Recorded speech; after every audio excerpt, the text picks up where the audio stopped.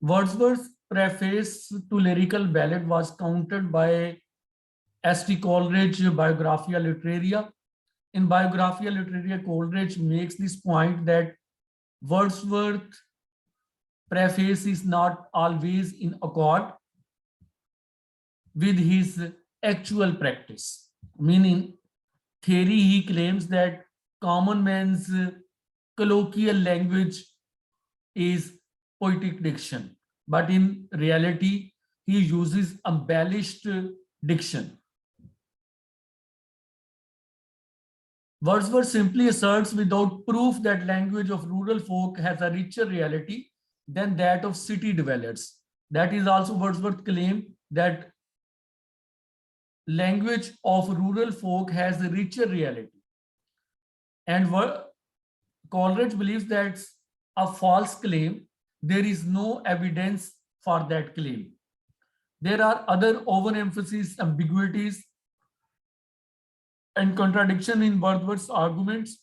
Wordsworth stresses that poetry heals and restores the feelings of persons, but when one reviews his poetry and prose as a whole, particularly of his later career, his point becomes hard to grasp. And despite Wordsworth's insistence that poets engage and imply the language really used by men mean common man's language, and that such language is best located among those living a low and rustic life, two of his greatest literary heroes, as scholar Rennie Wallach pointed out, were Spencer and Milton, and Spencer and Milton didn't use low man, rustic life expression. Milton and Spencer were learned, bookish poets of the English tradition. So Wordsworth on one side idealizes Edmund Spencer and John Milton, and on the other side, he idealizes the colloquial expression of rural people.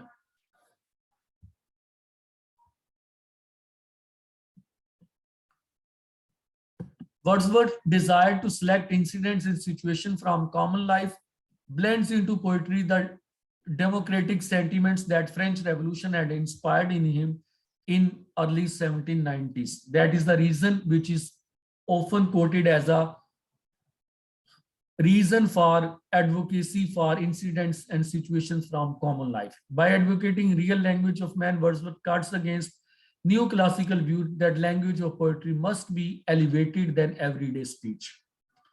The rebelliousness in this stance helps us understand why the Romantic critic and essayist William Hazlitt connected Wordsworth's verse with the revolutionary movement of our age.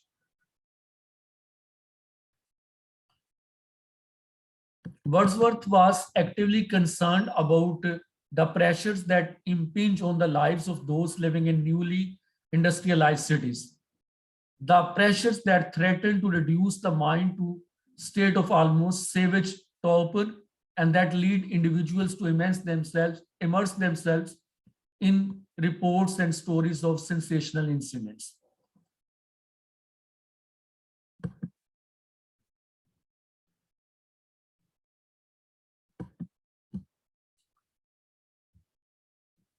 The poet is the rock of defense of human nature, an upholder and preserver, carrying everywhere with him relationship and love. You can say that is the revolutionary nature of poet, which is seen in this quotation. And Wordsworth believes in such type of poet and tries to be, but in reality, there is a difference between what he says and what he actually achieves.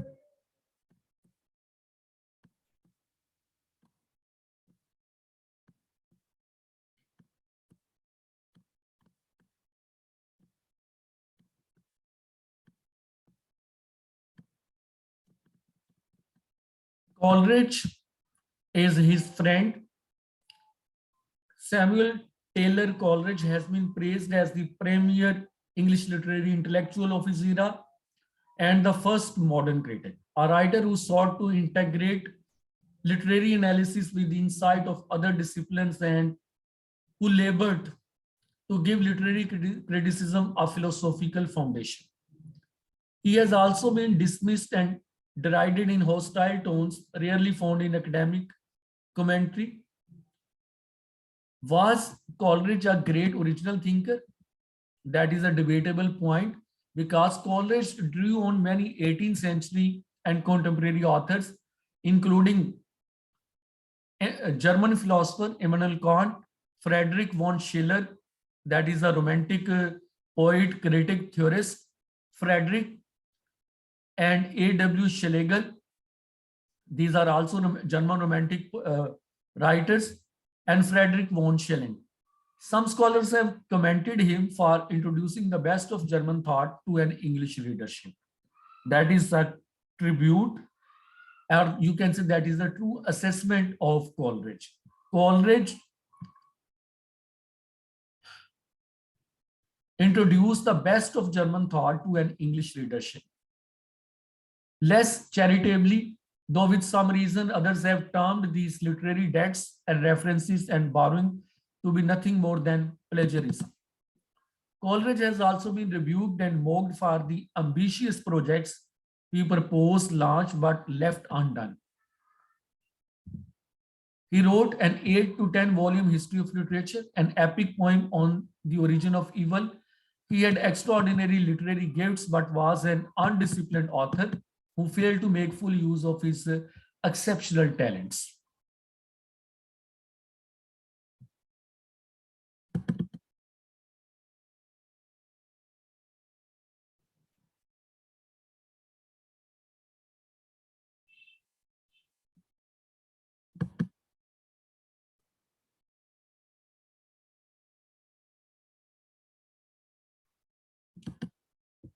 In June 1794, while on a walking tour, Coleridge met a poet, Robert Southey, at Oxford, and the two poets concocted a plan for Pantisocracy, a society ruled by equals. They decided on a location that was in Pennsylvania, and on the 12 men who, with their wives, would create this agricultural commune. But the only action taken was Coleridge's engagement to Sarah Freaker, the sister of Robert Southey's fiancée. Though the plan collapsed, he married Sarah Freaker in next year, 1795.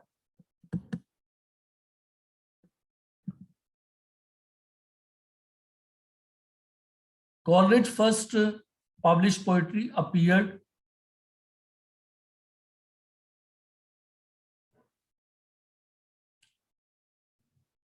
in 1794. In 1795, he worked as a journalist and lectured in Bristol on politics, religion, and history.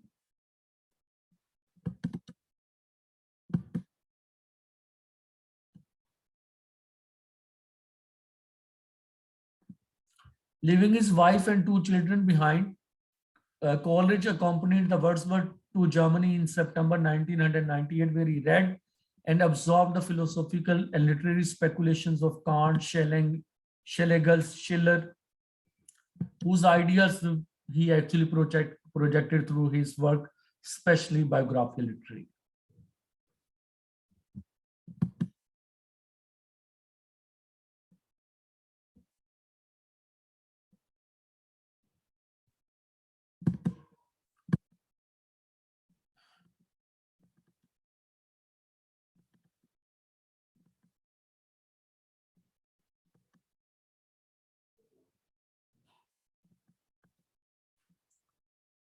Biographia Literaria, a hastily assembled work, mixes modes and genres. Biographia Literaria includes autobiography, philosophy, literary theory, analytical literary criticism, a memoir of Wordsworth, a study of Wordsworth's poems, and a critique of Wordsworth's theory of poetic diction. At the center of Coleridge project is his inquiry into defense of imagination. Both Wordsworth and Coleridge give primary value to imagination in poetry. Coleridge distinction between fancy and imagination lacks the splendor and breadth of P.B. Shelley's tribute to imagination, but it has exercised a greater influence on later literary theory and criticism. Coleridge speaks first of the primary imagination, the living power of God in the eternal act of creation.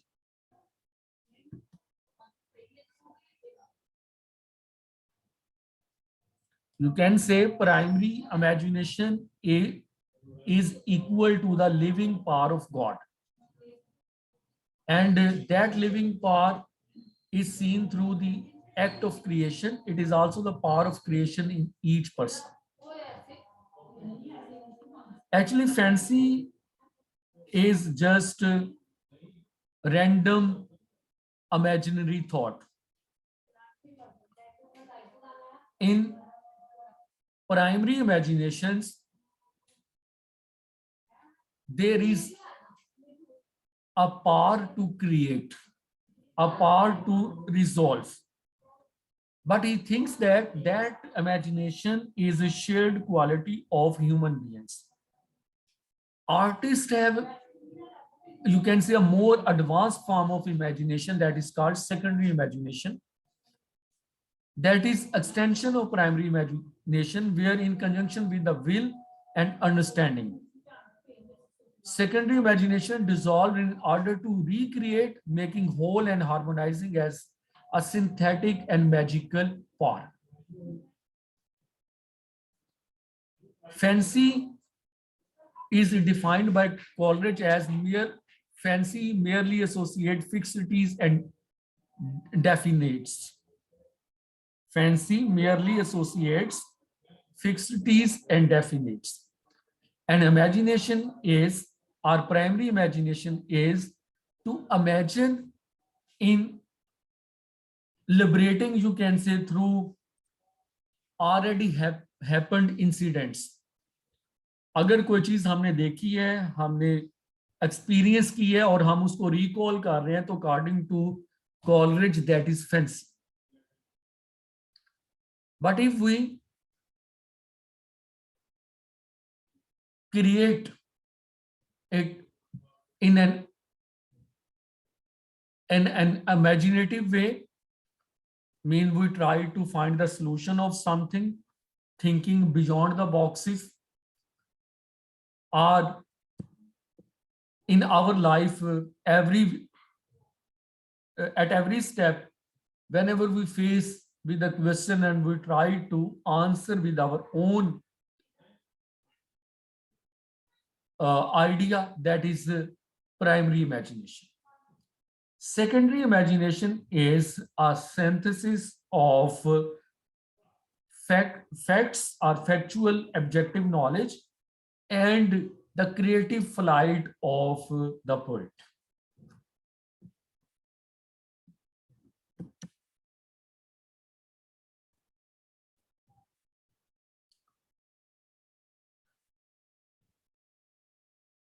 Real importance of Coleridge words is their departure from 18th century neoclassical theory. Actually, Johnson offers fancy as one of the definition of imagination, but Coleridge devalues fancy and says there should be a distinction between fancy and imagination. Neoclassical critics like Alexander Pope and Samuel Johnson could exempt only a great genius like Shakespeare from external rules of literary decorum. But for Coleridge, the creative work of every poet springs from an imaginative power at once available for analysis, yet mysterious in its sources. He also sees poem as organic, true to itself, acquiring its shape like a plant from a seed and thereby growing according to its own internal law of development.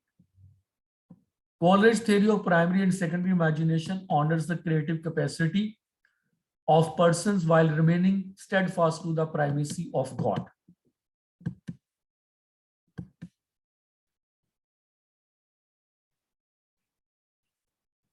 Coleridge was a devoted Christian, and his Christian faith is central to his work. He sees a similar union of universal and individual in religion and in the fine arts. यानी जैसी यगानगत या वहदत फर्द और कायनात में है, universe और individual में है, या रिलीजन ऐसा क्लेम करता है, he wants to see a similar union of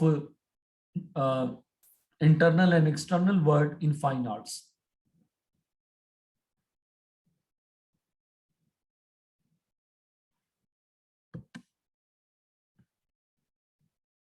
Coleridge also makes a distinction between allegory and symbol. According to him, allegory is mechanical and formulaic, part of larger problem of our degenerate age of triumphant mechanical philosophy. Symbol is organically unified.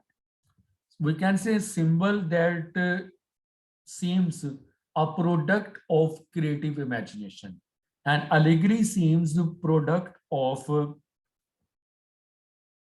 primary imagination.